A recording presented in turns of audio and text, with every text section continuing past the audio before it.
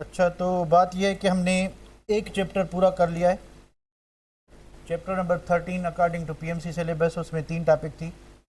एक था कि ऑर्गेनिक कंपाउंड्स, उनकी प्रॉपर्टीज़। दूसरा classification of organic compound, functional group और आइसोमेरिज्म। ये 3-4 टॉपिक थी उसमें, छोटी छोटी, ठीक है। अब जो चैप्टर नंबर 14 है, उसकी जो पहली टॉपिक है दैट इज़ व्हाट, के हाइड्रोकार्बन का इंट्रोडक्शन हम ऑलरेडी कर चुके हैं, पर इसको थोड़ा फर्दर एक्सप्लेन करते हैं। तो हाइड्रोकार्बन्स ऐसे कंपाउंड होते हैं जिनमें कार्बन और हाइड्रोजन होता है, कार्बन और हाइड्रोजन। तो हाइड्रोकार्बन की दो, ऑन द बेसिस ऑफ, अगर वैलेंसी ऑफ कार्बन देखें तो हाइड्रोकार्बन दो किस्म के, सेचुरेटेड और अनसेचुरेटेड, ठीक है। तो क्लासिफिकेशन ऑलरेडी हम डिस्कस कर चुके हैं, तो उसको नहीं करते कि ओपन चेन, क्लोज चेन। अब हम बात करते हैं कि सेचुरेटेड होते हैं, ठीक है, और अनसेचुरेटेड होते हैं। और इनमें फ़र्क क्या होता है हम ऑलरेडी पढ़ चुके हैं। फ़र्क क्या हो रहा है बेटा? सिंगल बॉन्ड, डबल बॉन्ड और sigma bond and pi bond. तो सेचुरेटेड हाइड्रोकार्बन हम ऑलरेडी डिस्कस कर चुके हैं बहुत बार, कि ऐसे कंपाउंड जिसमें कार्बन की चारों ही वैलेंसीज फुल्ली सेटिस्फाइड हों सिंगल बॉन्ड से। किससे? सिंगल बॉन्ड से। और ये फैमिली कौन सी होती है? Alkanes. Alkanes are saturated hydrocarbons, alkanes are saturated. तो अनसेचुरेटेड की दो कैटेगरीज, 3 कैटेगरीज होती हैं, दो हमारे सिलेबस में। एक carbon carbon double bond, carbon carbon triple bond, और दूसरा क्यूमुलेटेड डबल बॉन्ड अगर हो, ठीक है। तो क्लासेस अलग अलग होंगी। आप इसको अल्कीन्स कहेंगे अगर एक ही डबल बॉन्ड है। तो आपको पता है कि डबल बॉन्ड में एक सिग्मा बॉन्ड होता है, एक पाई बॉन्ड होता है, और single bond always sigma bond होता है। Single bond always sigma bond, यानी अगर किसी भी ऑर्गेनिक कंपाउंड में सिर्फ और सिर्फ सिंगल बॉन्ड है, कोई भी डबल या ट्रिपल बॉन्ड नहीं है, तो कंपाउंड सेचुरेटेड होगा, ठीक है। तो सेचुरेटेड कंपाउंड में कार्बन 4 बॉन्ड बनाएगा और चारों ही सिंगल बॉन्ड बनाएगा और चारों ही सिग्मा बॉन्ड होंगे। तो अगर कंपाउंड में डबल बॉन्ड होगा तो उसमें एक सिग्मा होता है, एक पाई होता है। तो पाई बॉन्ड की प्रेजेंस से कंपाउंड सेचुरेटेड से अनसेचुरेटेड हो जाएगा, क्योंकि पाई बॉन्ड तभी बनता है जब कार्बन 4 बॉन्ड पूरे डिफरेंट एलिमेंट से ना बना रहो, या सिंगल एलिमेंट सिंगल बॉन्ड ना बना रहो, ठीक है। तो ट्रिपल बॉन्ड में क्या होगा कि एक सिग्मा होता है, 2 पाए होते हैं, तो ये भी अनसेचुरेटेड होगा। इसमें क्या होता है कि ये सिग्मा, उसके बाद पाए, सिग्मा, उसके बाद पाए, ठीक है। अगर आपको हाइब्रिडाइजेशन मालूम करनी है तो बीच वाला कार्बन sp होगा और ये दो कार्बन sp2 होंगे, sp2 sp2। ट्रिपल बॉन्ड वाले दोनों कार्बन sp होंगे, और ये जो डबल बॉन्ड वाले दोनों कार्बन ये sp2 होंगे। उस दिन मैंने आपको सिखाया था, शायद आपको याद हो या भूल गए हो। और ये sp3 होगा। यानी आपने क्या करना है कि जिस एलिमेंट की हाइब्रिडाइजेशन मालूम करनी है उसके बाहर एक सर्किल लगाएं और उसके सिग्मा बाउंड काउंट करें। जितने वो सिग्मा बाउंड बनाएगा, अगर कंपाउंड में जो सेंट्रल एटम है वो 4 सिग्मा बाउंड बनाता है, यानी हाइब्रिडाइजेशन sp3 होगी। हाइब्रिडाइजेशन क्या होगी? sp3। अगर जनरल बात करें तो अगर कार्बन सिंगल बाउंड बनाता है तो ये sp3 होगा, अगर कार्बन डबल बाउंड बनाता है तो ये sp2 होगा, अगर कार्बन ट्रिपल बॉन्ड बनाता है, ठीक है, तो ये sp होगा। ये जनरल बात है, ठीक है। तो अगर आप काउंट करेंगे, स्टेरिक नंबर काउंट करें, तो इसमें सिंगल बॉन्ड 4 आ रहे हैं, तो यानी 4 सिग्मा बॉन्ड का मतलब ये है कि 4 हाइब्रिड ऑर्बिटल हैं। 4 हाइब्रिड ऑर्बिटल तब बनेगी जब एक s और 3 p ऑर्बिटल्स आपस में मिलेंगी। टोटल कितनी हो गई? 4। तो इसमें sp3 होगी। इसमें सिग्मा बॉन्ड कितने हो गए? 1 सिग्मा, 2 सिग्मा और डबल बॉन्ड में 1 सिग्मा, तो टोटल 3 सिग्मा बॉन्ड है। इसका मतलब ये है कि 3 ऑर्बिटल्स हाइब्रिडाइज हो रही हैं और 1 ऑर्बिटल हाइब्रिडाइज नहीं हो रही है, ठीक है। जो अनहाइब्रिडाइज ऑर्बिटल होगी वो पाई बॉन्ड बनाएगी। यानी नंबर ऑफ सिग्मा बॉन्ड का मतलब ये हुआ कि उतनी ऑर्बिटल्स हाइब्रिडाइज हुई हैं, तो हमें हाइब्रिडाइजेशन का पता चल जाएगा। और जब हमें हाइब्रिडाइजेशन का पता चल जाएगा तो हम कंपाउंड का शेप भी बता सकते हैं, क्योंकि मॉलिक्यूल का शेप हाइब्रिडाइजेशन डिसाइड करती है, ठीक है बेटा। अच्छा, उसके बाद टेस्ट आपकी जो कुछ आपने कल तक किया था उसमें होगी। ये जो नया चैप्टर है ये अगली टेस्ट में होगा, ठीक है बेटा। ये थोड़ा बता दूं आपको मैं। तो ये चीज़ें जो है, वैसे तो जनरली इतना तो हमने पहले ऑलरेडी पढ़ा हुआ है, पर फिर भी ये आपको नेक्स्ट टेस्ट में आएगा, ठीक है।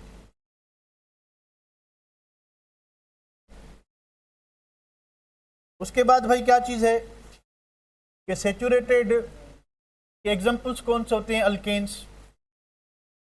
कौन से एग्जांपल्स होते हैं? अल्केन्स। तो अल्केन्स की बात करें तो अल्केन्स क्या होते हैं? अल्केन्स, अब देखें ये अल्केन्स हैं, तो ये ओपन चेन होंगे कि क्लोज चेन होंगे? ये ओपन चेन होंगे। क्यों? क्योंकि अगर क्लोज चेन होते तो ये साइक्लो अल्केन होते, अगर क्लोज चेन होते तो ये साइक्लो अल्केन होते, यानी ये क्या होंगे? ओपन चेन कंपाउंड होंगे। तो पहली बात ये कि alkanes are open chain. Alkanes are open chain. Open chain मतलब क्या हुआ? ओपन चेन मतलब ये क्या होगा कि असाइक्लिक होंगे। उसके बाद क्या होंगे? दे में बी ब्रांच्ड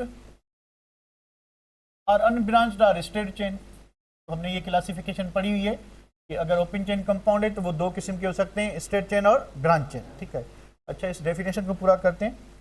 तो alkanes are open chain saturated hydrocarbons. Saturated hydrocarbons, ये ओपन चेन और सेचुरेटेड हाइड्रोकार्बन है। अभी हमने जस्ट पहले पढ़ा कि सेचुरेटेड हाइड्रोकार्बन क्या होता है बेटा? कि जिसमें कार्बन जो है वो 4 सिंगल बॉन्ड बनाए।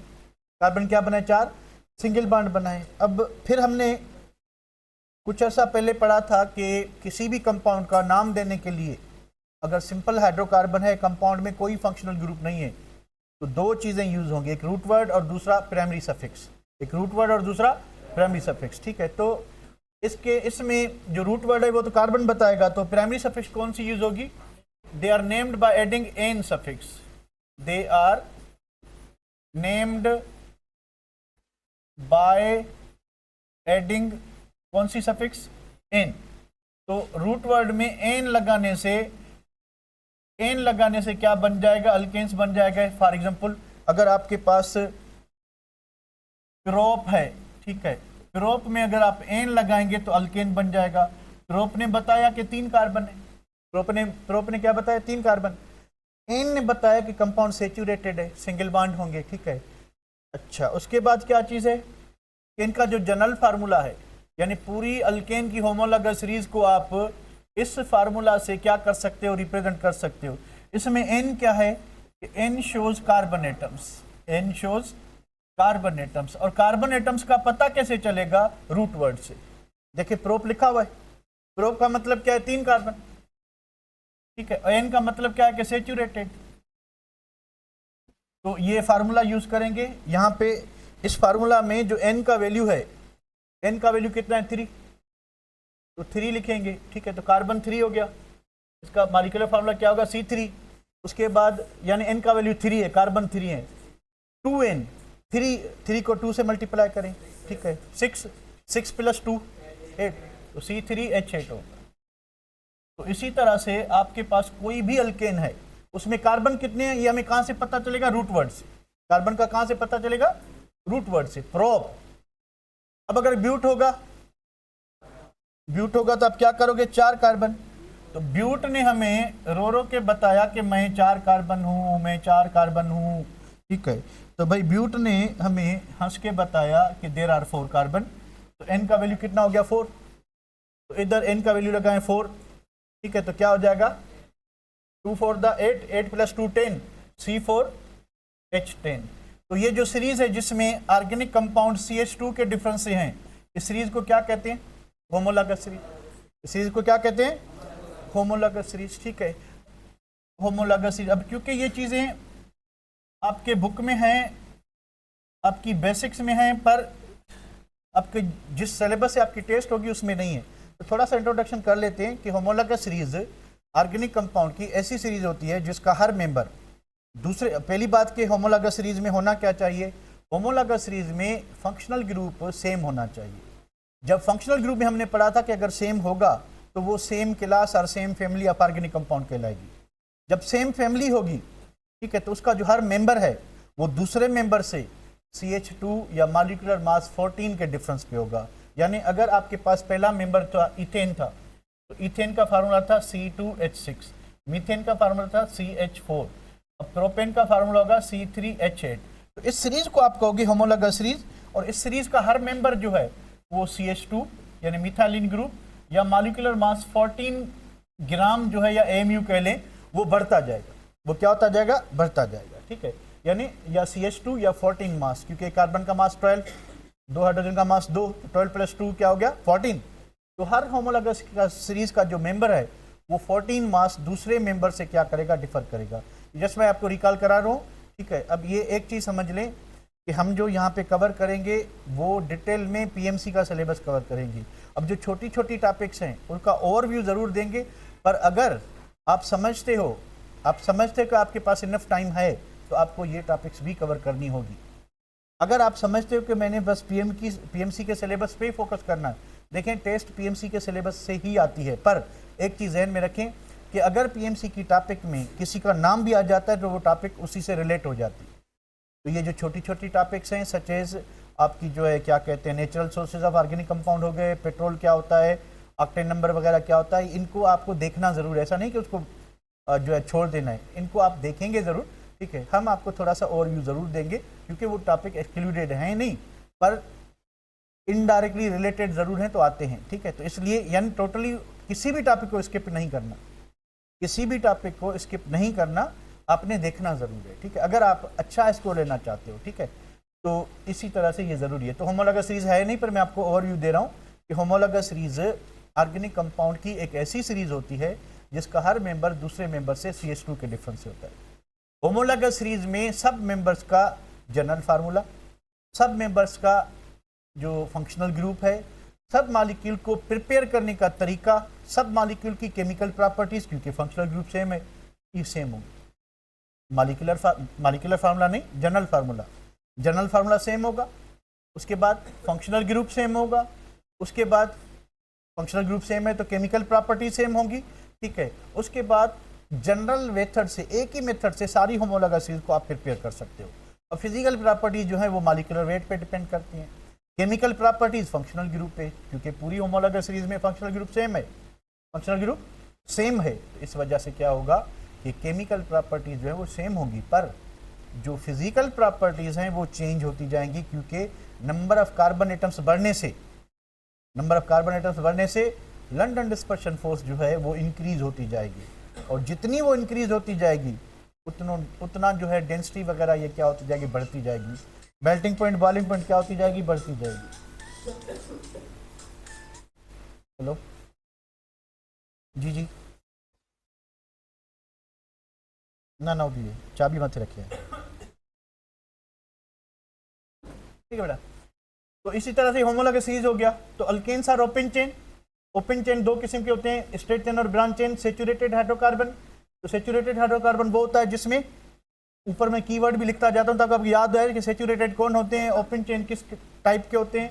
ठीक है, हाइड्रोकार्बन, इनको नाम कैसे देंगे, एन सफिक्स ऐड करेंगे, किस में ऐड करेंगे, रूट वर्ड में। ठीक है, उसके बाद इसका जनरल फार्मूला क्या है, CnH2n। इसमें n क्या है, नंबर ऑफ कार्बन एटम। इसमें क्या है, नंबर ऑफ कार्बन एटम।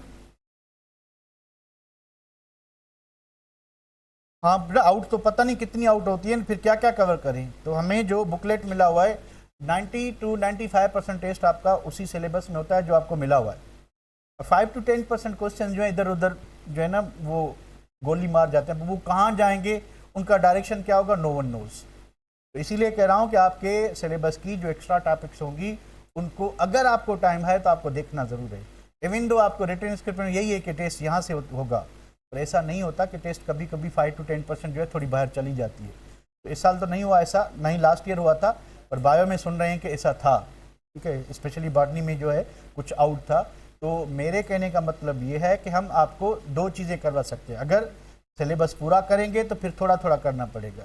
हम कह रहे हैं कि जो मेजर प्रोपोर्शन है 90 to 95% जहाँ से टेस्ट आती है that is the PMC syllabus, उसको अच्छे से कवर करते हैं। बाकी जो माइनर टॉपिक्स हैं उनको छोड़ते नहीं हैं, बल्कि उनको थोड़ा सा ओवरलुक जो देते जाते हैं। बाकी आपको घर में ओवरलुक नहीं देना, आपने पढ़ना है उनको। ठीक है, एक मतलब क्योंकि ऑलरेडी एक मरतबा आप पढ़ चुके हो। ठीक है, दूसरी मरतबा आपको उनको यानी हाई रैंकिंग में नहीं रखना, उनको जस्ट आपने ये समझना है कि ये चीज़ जैसे मैंने आपको बताया था कि अगर आपने एक मूवी देखी हुई है तो जब आप दोबारा उस मूवी को देखते हो तो काफ़ी चीज़ें आपको याद होती हैं। फिर आपको दूसरा अगर कोई आपके साथ बैठा हो तो आप उसको बोर करते हैं, अभी ये होगा, अभी हीरो ऐसे करेगा, अभी वैसे करेगा। या अगर आप एक शहर जो है कराची फर्स्ट टाइम जा रहे हैं तो अब जो पहले गया होगा अगर आपके साथ बैठा हो तो आपको बताता जाएगा मूवी की, अब जो है सोराब गोट आएगा, अब जो है जो डिग रोड आएगी, अब जो है वो गुलशन इकबाल आएगा, ये वो बताता जाएगा, अब क्लिफ्टन आएगा, सदर आएगा, वॉट, ठीक है। अगर आपने देखी हुई है तो अगर कोई आपके साथ पहली मरतबा जा रहा है तो आप उसका सर खा जाएंगे कि अभी ये होगा, अभी वो होगा। तो अगर आपने एक मरतबा ऑलरेडी पढ़ी हुई है टॉपिक और दूसरी मरतबा मैं कह रहा हूँ तब आप पढ़ेंगे, और तीसरी मरतबा आपको टाइम मिलता है रिवाइज भी करेंगे, तो अगर उससे रिलेटेड क्वेश्चन आ भी जाता है तो आपका एक नंबर बढ़ने के चांसेस ब्राइट हैं। और अगर आप समझते हैं कि हमने पढ़ लिया था वो काफ़ी है और क्वेश्चन वहाँ से आ जाता है, आप डाउट में हैं कि पता नहीं यार साल पहले पढ़ा था, अब वो चीज़ है भी कि नहीं है, आप लगाएंगे धुक्का। धुक्के में 25% चांस होता है, प्रोबेबिलिटी है। मैथमेटिक्स अगर आपने पढ़ी है 4 ऑप्शन है, इवन दो सिंध की रेस में 5 हैं, तो 20% चांस होता है धुक्का सही होने का और 80% चांस होता है गलत होने का। तो धुक्का होता है, जैसे बेहतर है कि आप पढ़ लें। तो कट सट के कहने का मतलब ये कि आपको पढ़ना ज़रूर है। If you find the time, अगर आप बिज़ी हैं, आपके पास और बहुत से काम हैं, ठीक है, आप जो है मसरूफ़ रहते हैं ज़िंदगी में, आपके पास बहुत सारा काम है करने के लिए पढ़ाई के अलावा, तो फिर ये बात आपके लिए गैर मौजूद है। समझ गए? फिर ये बात मैंने आपके लिए नहीं कही, ये उन लोगों के लिए है जो स्टडी के लिए टाइम निकाल सकें, तो उनको एक्स्ट्रा पढ़ना पड़ेगा। इवन दो न सिर्फ आपको एक चीज़ बताता चलूँ कि आपको सिंध कवर करना है, आपको पंजाब, उसके बाद जो है फेडरल का सिलेबस भी कवर करना है। अगर आप फिजिक्स की बात करें तो डोंट फॉरगेट केपीके को जरूर फॉलो करना है। सिंध के साथ आप केपीके मिला लें, पंजाब मिलाए ना मिलाएं, पर फिजिक्स में आपने केपीके ज़रूर मिलाना है। हमारा सिर्फ आप 3 कवर करें, केपीके को माइनस कर लें, आप सिर्फ सिंध, पंजाब और federal. Again one thing you should keep your mind कि पहला हमारा जो बुक है जहाँ से 90 to 95% टेस्ट आएगी, वो हमारा अपना बुक है, that is a Sindh text book. वो आपका जब आप समझते हो, देखें ना अभी एक स्टूडेंट की लेवल इतनी अच्छी नहीं है तो वो डायरेक्ट केपलान पे चला जाता है या वो डायरेक्ट जो है एररलेस पे चला जाता है, तो उसकी गलतियां इतनी होंगी कि वो खुद जो है उसको अंदर से शर्म आ रहेगी कि बेटा तुझे आता तो कुछ नहीं है, ठीक है। तो इसलिए पहले ज़रूरी है कि आप हमेशा किसी सिंपल बुक से स्टार्ट करें। और सिंपल जो 2 बुक्स हैं मेरी नज़र में वो बहुत ही अच्छे बुक्स हैं, जिसमें एक किप्स आता है और दूसरा इल्मी आता है। इल्मी का शार्ट है, पता नहीं 2 साल से नहीं आ रहा, तो आपको किप्स जो है वो इजीली मिल जाएगा। किप्स, ठीक है, किप्स एपरेटस, इस पे क्वेश्चन भी आया था, इस साल आया था। Kipp's apparatus is used to prepare hydrogen sulphide gas. Hydrogen sulphide एक जहरीली गैस होती है, तो वो निकले ना, तो एक सील्ड ट्यूब आती है, उसमें ये रिएक्शन हो रहा है जिसको किप्स एपरेटस कहते हैं। इस साल आया था ना क्वेश्चन वकार, ठीक है। तो इस साल ये क्वेश्चन आया था और अक्सर स्टूडेंट पूछ रहे थे सर ये किप्स एपरेटस कहाँ है, क्योंकि ये पंजाब और फेडरल में नहीं था, ये सिंध के बुक में था, ओल्ड बुक में। और अभी आपका जो टेस्ट आएगा वो नए बुक से आएगा, उसमें ये नहीं है, ठीक। तो चीज़ें जो है वो मॉडिफाई होती रहती हैं और वक्त के साथ आपको भी खुद को चेंज करना पड़ेगा। आप यूज़ करते हैं किप्स, ठीक है, तो अभी ना क्या करें, बस कर लिया तो फिर ना करें ना, ठीक है। तो मैं आपको बता रहा था कि ये किप्स और इल्मी कुछ ऐसे बुक्स हैं कि अगर आपने पढ़ा हुआ है, ठीक है, तो आप जब अगर दूसरी मरतबा उसको सॉल्व कर रहे हैं तो वो रिकॉल के लिए होते हैं, ठीक है। एक बुक्स होते हैं कॉन्सेप्चुअल जो आपका कॉन्सेप्ट मेजर करते हैं, दूसरा ऐसे कि आप जैसे रिवाइज कर रहे हैं, ठीक है, कोई चीज़ आपने कभी पढ़ी थी फिर दोबारा पढ़ रहे हैं, तो फिर आप चेक करोगे कि यार मुझे कितना % याद है। तो ये बुक्स वो हैं जो आपकी रिवीजन चेक करेंगे कि आपको कितना याद है, कितना भूल गए। अब जो कॉन्सेप्चुअल बुक्स होते हैं वो टाइम टेकिंग होते हैं, उन पर डायरेक्ट ना जाएँ, पहले सिंपल से बुक सॉल्व करें। उसमें क्या है कि थोड़ा आपका कॉन्फिडेंस बूस्ट होगा, थोड़ा स्कोर अच्छा आएगा, तो थोड़ा अंदर से फीलिंग अच्छी आती है। अगर पहली मरतबा आपका स्कोर अच्छा नहीं आएगा तो थोड़ा कॉन्फिडेंस जो है लूज़ हो जाता है, ठीक है। तो कभी भी कॉन्फिडेंस लूज़ ना करें, स्ट्रगल जो है वो अपनी जारी रखें। अभी आपको मंडे को टेस्ट है, ठीक है, काफ़ी लोगों ने बीच में ज्वाइन किया है, उनका स्कोर पॉसिबल है कि थोड़ा कम आएगा, ठीक है। तो ये जो स्कोर होता है फोर्टनाइटली टेस्ट का, इट डजेंट गारंटी कि आप डॉक्टर हो जाओगे, ठीक है, या आप इंजीनियर बन जाओगे। तो ये एक हाँ स्क्रीनिंग टेस्ट होता है अपनी पर्सनालिटी का, या आपने कितना पढ़ा है आप खुद को बताते हो, तो वो भी तब जब आपने चीटिंग ना की हो।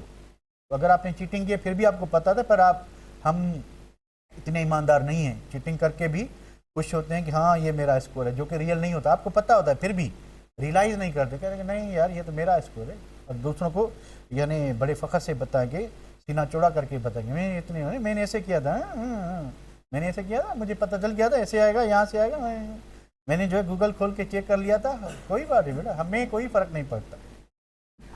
फ़र्क नहीं पड़ता, सारा नुकसान आप लोगों का होता है। अगर असली रिजल्ट होगा तो आपको पता चलेगा, अंदर से आवाज़ आएगी कि यार बेटा थोड़ी और ज़रूरत है। तो थोड़ा इम्प्रूव करोगे। अगर आप खुद को खुश रखने के लिए या वडे को खुश रखने के लिए झूठ पे झूठ बोले जा रहे हो तो कोई बात नहीं है, वडे का भी नुकसान है और नंढे का भी नुकसान है। दोनों जो है ना एक दूसरे को बेवकूफ़ बना रहे हैं। वडा समझ रहा है कि मैंने बस फीस भर दी है दुआ अकेडमी पे, बस हमारा काम पूरा है, ठीक है।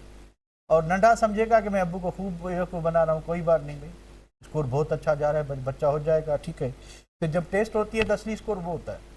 दूसरी बात, ये 15 दिन की टेस्ट होती है।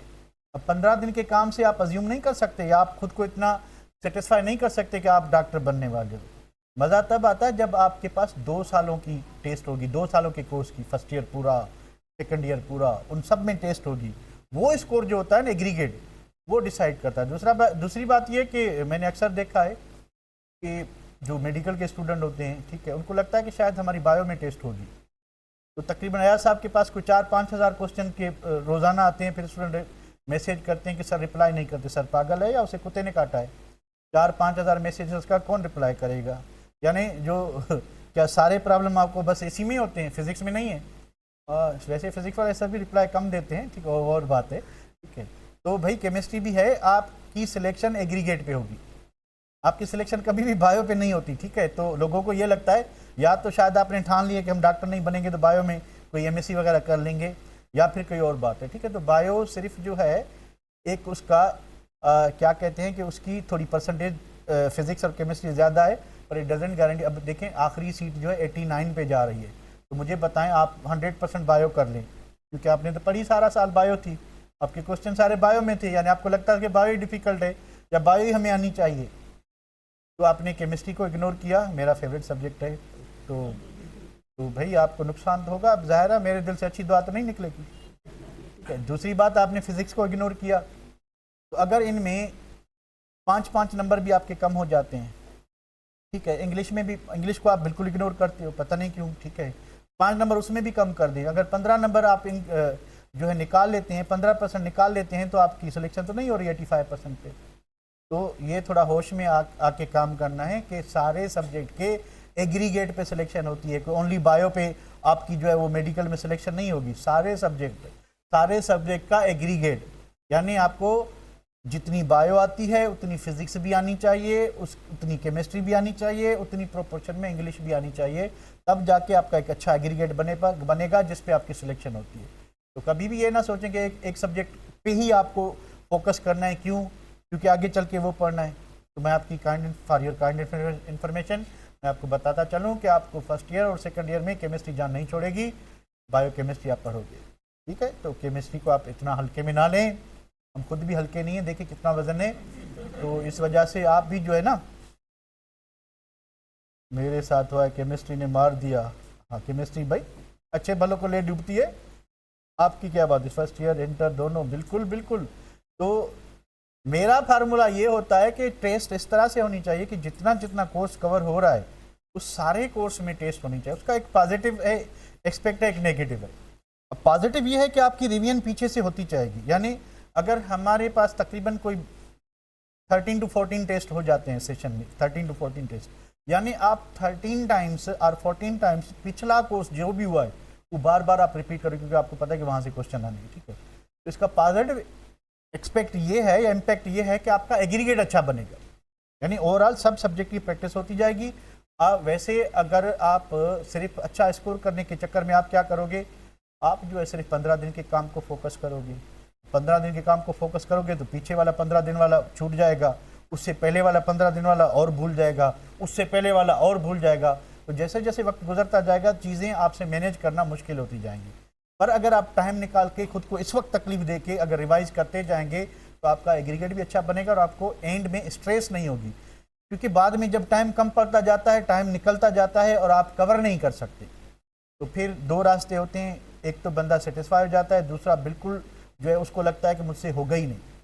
बंदा एक सेचुरेशन पॉइंट पे आ जाता है और उसको लगता है कि मुझसे होगा ही नहीं, ठीक है। और ये थकावट वाली स्टेज हमेशा आती है, ठीक है, जब भी आप के ऊपर कोई एक्स्ट्रा काम दिया जाए, ठीक है। फॉर एग्जांपल अगर आप वज़न की बात करें तो कोई शहरी बंदा है तो उसको 5 किलो की थैली थमा दो हाथ में, तो उसके हाथ में जो है वो निशान पड़ जाते हैं, वो जो है थोड़ी देर के बाद हाँफने लगेगा। गांव वाले किसी को जो है ना 2 मन की जो है वो फुटियों की भरी रख दो ऊपर, पास की, तो वो आराम से लेके चला जाएगा। पैर वाले के ऊपर रखो तो शायद दूसरे दिन डॉक्टर के पास जाएगा, गर्दन में या तो टूट जाएगी या फिर कोई इलाज करने चला जाएगा। तो इट डिपेंड्स अपॉन के अगर जो है एक्स्ट्रा बर्डन किसी अनसुटेबल पर्सन पे रखा जाए तो वो कंफ्यूज हो जाता है। जब आपके पास पढ़ने के लिए बहुत सारा काम रह जाएगा और टाइम थोड़ा होगा तो आप स्ट्रेस में चले जाओगे, और स्ट्रेस में काम जो है वो निकलता नहीं, क्योंकि बार बार आपकी सोच जाएगी यार टाइम कम, अब क्या करूं, अब कैसे होगा, मुझसे नहीं होगा। अजीब अजीब से डरावने ख्याल जो वो दिल में आते रहेंगे। तो उन डरावने ख्याल से बचना है तो अभी से खुद को लायक बना लें। एक दिल में एक चीज़ ठान लें कि मैंने डॉक्टर बनना है या इंजीनियर बनना है, तो डायरेक्टर इंजीनियरिंग बनने के लिए आपको दूसरों से कुछ अलग करना पड़ेगा, हट के करना पड़ेगा।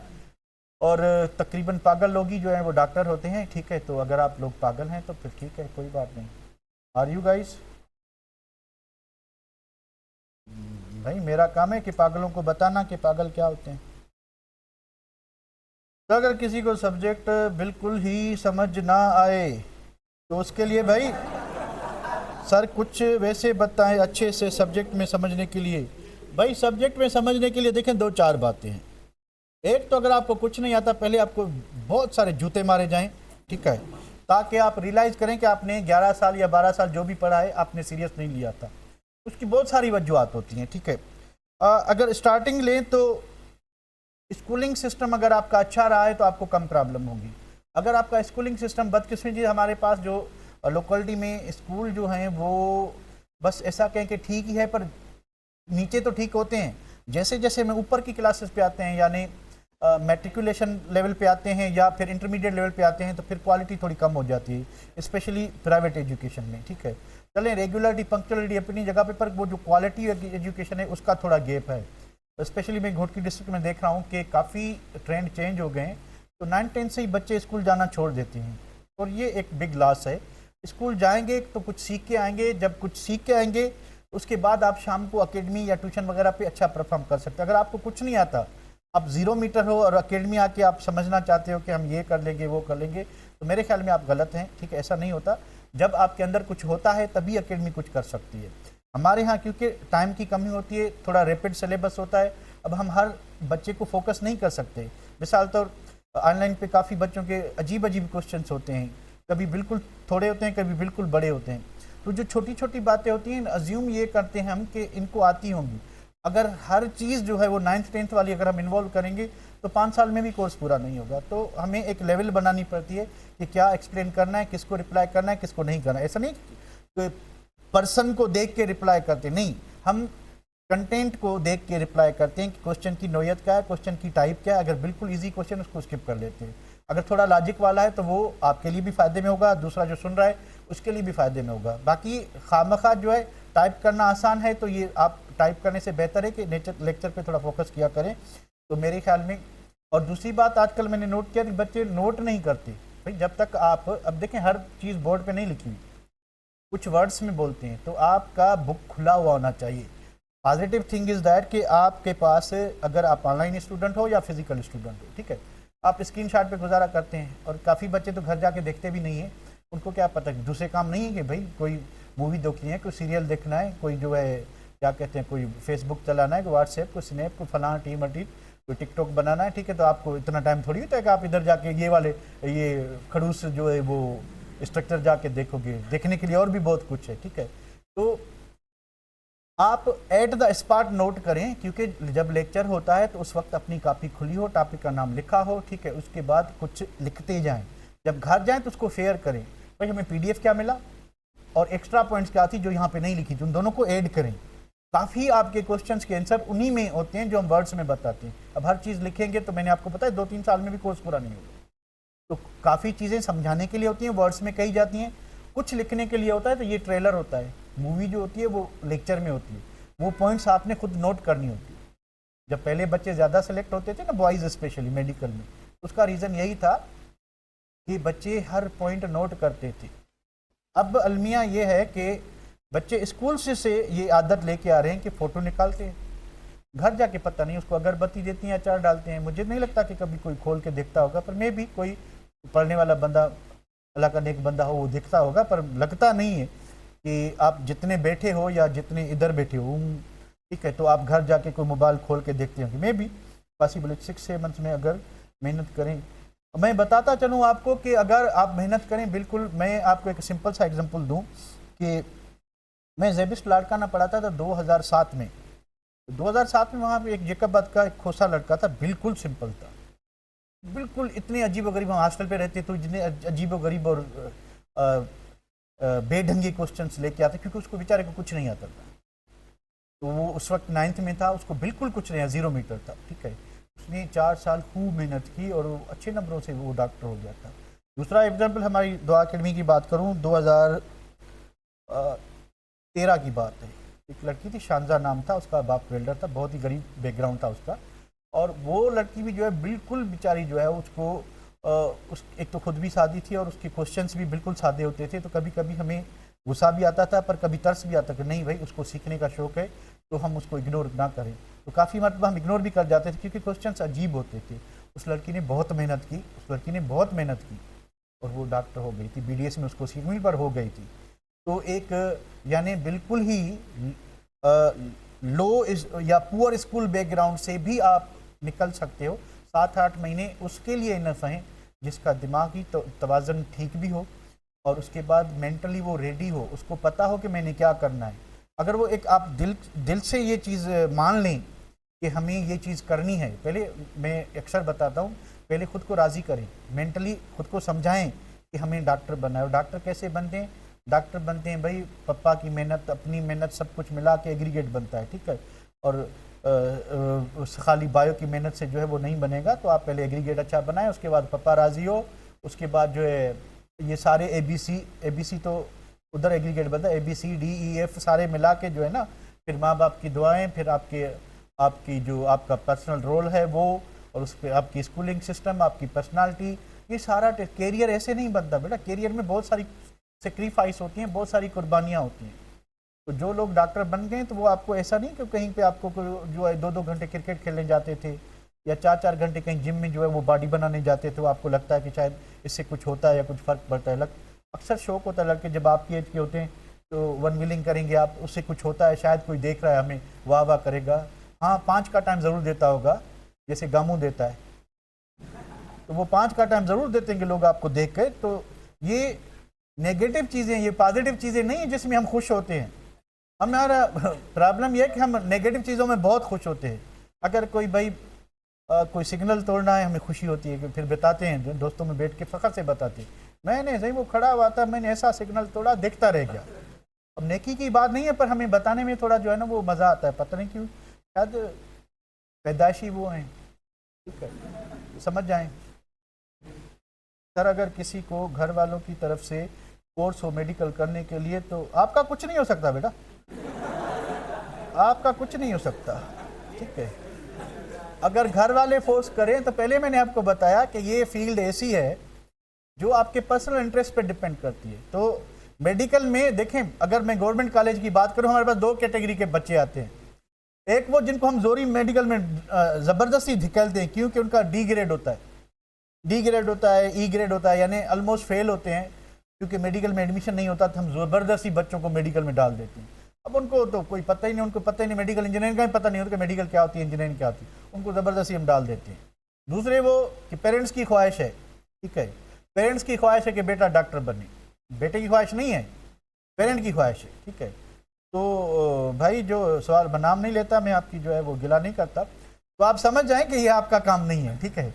दूसरी बात ये कि अगर आपके फैमिली में या आप किसी से इंस्पायर हैं, आपका कज़न डॉक्टर है या आपके कोई अंकल डॉक्टर है, उससे इंस्पायर्ड हैं, तो ये अक्सर उन्हीं के बच्चे होते हैं जिनकी फैमिलीज़ में ऑलरेडी ये सिस्टम मौजूद है। उनको पता होता है, असल में तरीका पता होता है कि पढ़ना कैसे होता है, पढ़ते कैसे हैं, इंस्पायरेशन। देखिए, अगर आपके पास इंस्पायरेशन है या आपके पास एक वे है कि भाई ये करना क्या होता है, मेन बात ये होती है कि काफ़ी बच्चों को तो 2 साल यही पता नहीं चलता कि मैंने कब और कहाँ बैठ के पढ़ना है और कैसे पढ़ना है, किस तरह से पढ़ना है। ये भी एक बड़ी बात है कि आपको एक डायरेक्शन मिल जाए। डायरेक्शन कब इजीली मिल जाता है? जब अगर आपके घर में रिसेंटली कोई डॉक्टर हुआ है तो वो आपको गाइड कर देगा कि भाई इतने इतने घंटे पढ़ना होता है, ये करना होता है, आप अगर ये करेंगे तो ऐसा होगा, ये करेंगे तो ऐसा होगा, ठीक है।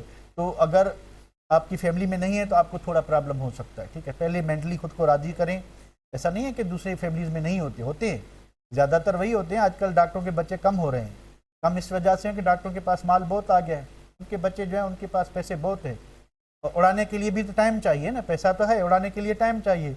अब वो टाइम स्टडी में नहीं, वो कहीं बाहर जाके जो है खर्चा करेंगे, रिसोर्ट पे गए, कहीं भी गए, टूरिज्म पे गए, कहीं भी गए, तो ये टाइम उनका जो है ना आहिस्ता आहिस्ता निकल जाता है।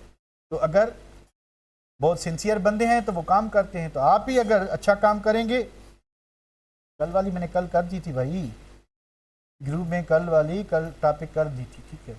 तो अबू की ख्वाहिश पे कुछ नहीं होगा, आपकी अपनी ख्वाहिश अगर है और बेपनाह मेहनत, अनथक मेहनत, कभी ख़त्म ना होने वाली एंडलेस एफर्ट करेंगे तो आप डॉक्टर बन सकते। बाकी जो है ऐसा नहीं है कि आप पढ़ें ना और आप कुछ हो जाएं, तो ये बहुत ही ऑलमोस्ट इम्पॉसिबल बात है। इस साल पॉसिबल हो गई थी गलती से, पर हर साल ऐसा नहीं होगा, ठीक है। इस साल गलती से पॉसिबल हो गई थी, तो काफ़ी बच्चे एवरेज जो है वो निकल आए थे, वो उसका आपको पता है कि क्यों निकल आए थे। बहरहाल हर साल ऐसा नहीं होगा, ठीक है। तो 2017 में एक मरतबा ऐसा हुआ था, पर उधर इतने बल्क में नहीं थे, यहाँ पे तो यानी वो कहते हैं ना वो कि देग में मक्खी चली गई, यानी काला मिर्च पड़ गया। अभी पूरी देग मक्खियों से भरी थी, दाल एक पड़ी थी, बस एक छिलका पड़ा था दाल का, एक दाना पड़ा था, तो इस तरह से हो गया। तो इस तरह से हर दफ़ा नहीं होगा। तो एक तो दूसरी बात ये कि बच्चों को लगता है कि शायद हर दफ़ा पेपर आउट होता है, ऐसे होता है, वैसे होता है, तो हर साल ऐसा नहीं होता, कभी कभार गलती से हो जाता है, ठीक है।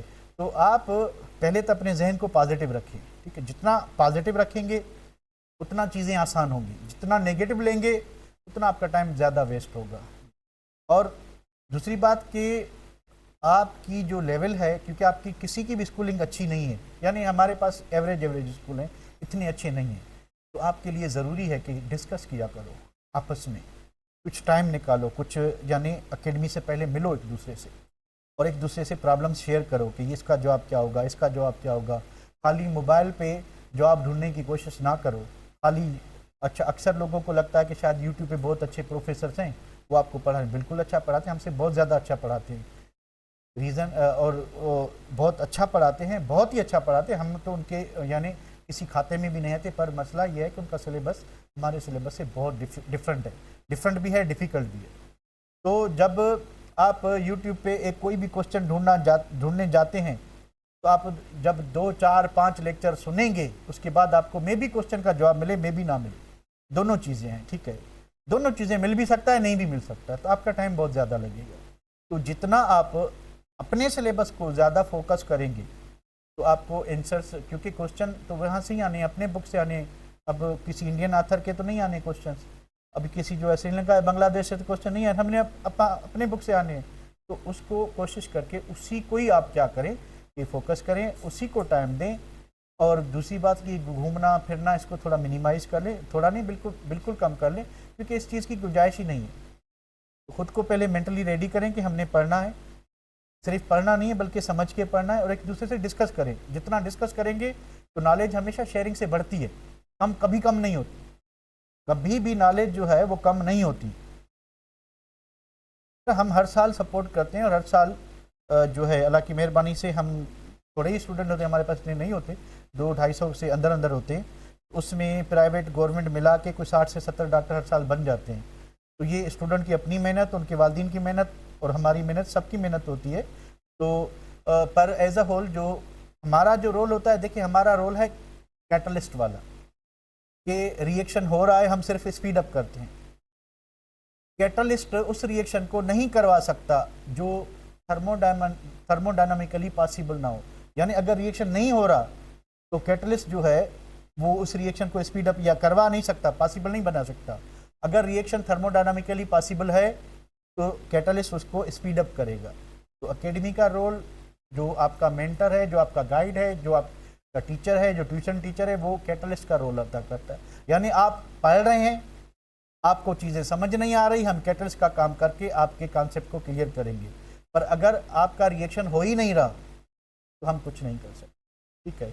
यानी it's all depends upon your concentration, your ideas, your interest, your effort, हर चीज़ आप पे डिपेंड करती है। आप कुछ बनना चाहते हो, आप बन सकते हो, आप कुछ नहीं बनना चाहते तो आपको कोई कुछ नहीं बना सकता।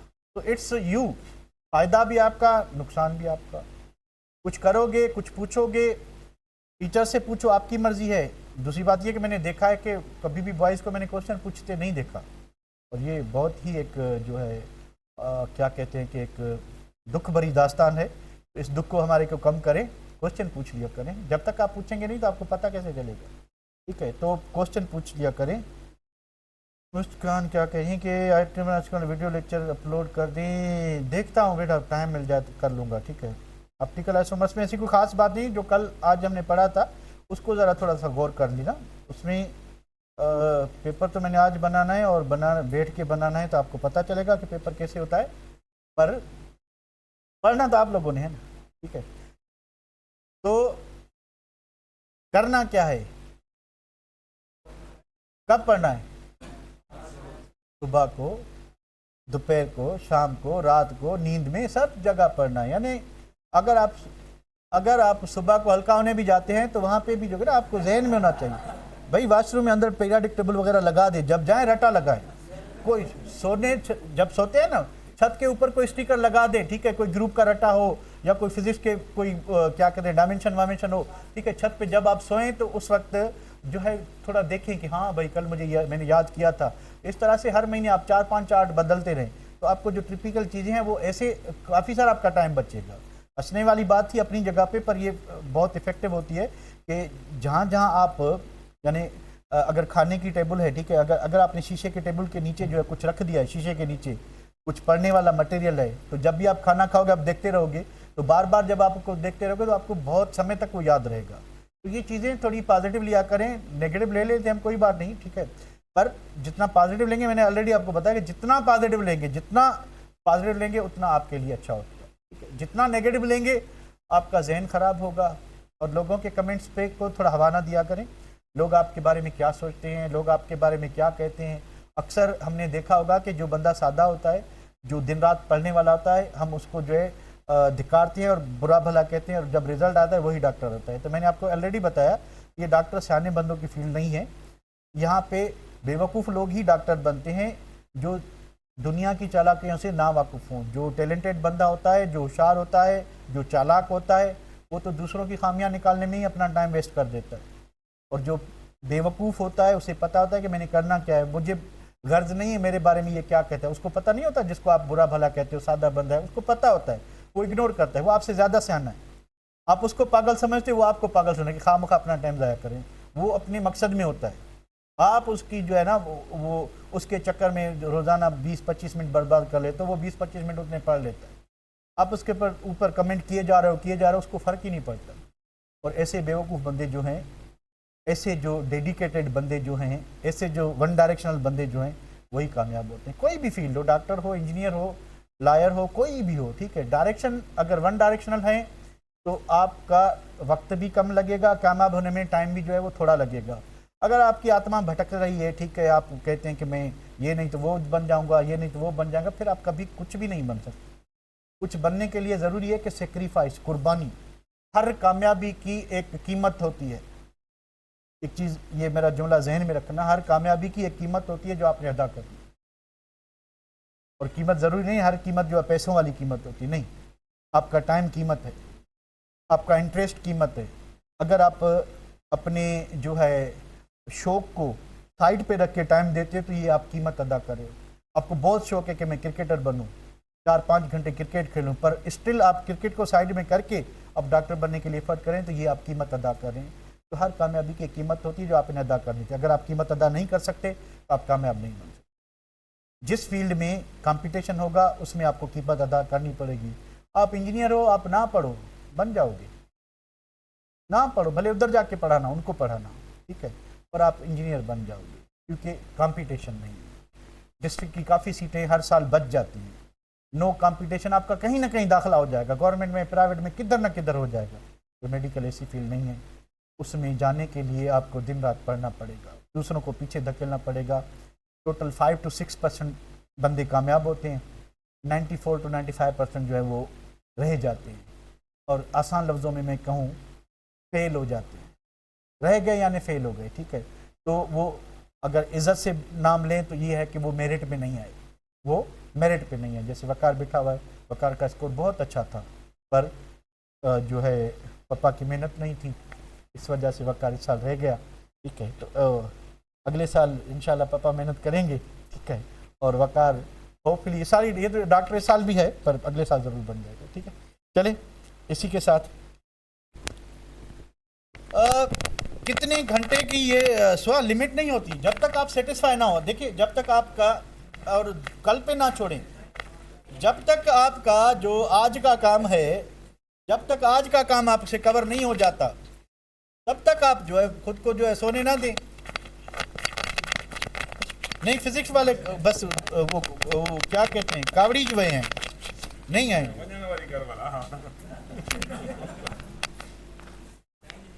टिकट वॾो की इथां ई कोन्हे।